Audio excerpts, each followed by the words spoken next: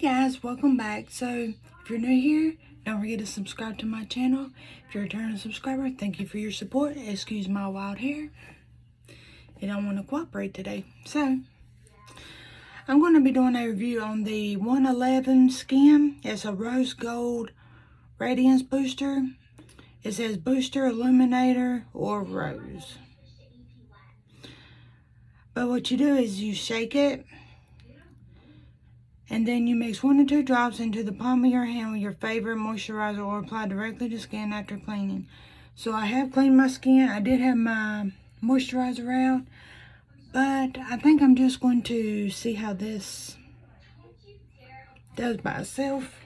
I've never used it by itself. I usually put it in with my moisturizer. So we're just going to do this by itself today.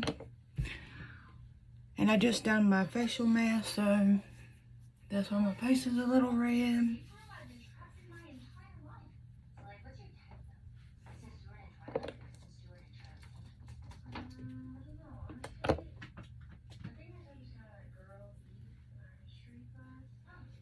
Then we're gonna see how this looks with just the Radiance booster.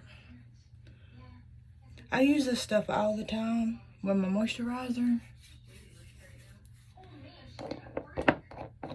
because it just gives you a glow. So I do have it on, and not sure if you can tell it in here, but my face does have like a glow to it, a rose gold color. So you might not be able to tell. I will go outside so we can see if you can tell. So you can tell out here that I do have a little pinkish color. So it just makes my face feel sticky. So I may go in behind it and put some moisturizer in there if the tackiness don't go away. But I do have a pinkish color appearance. So okay, so it's been about 30 minutes or so. My face has soaked in the rose gold booster.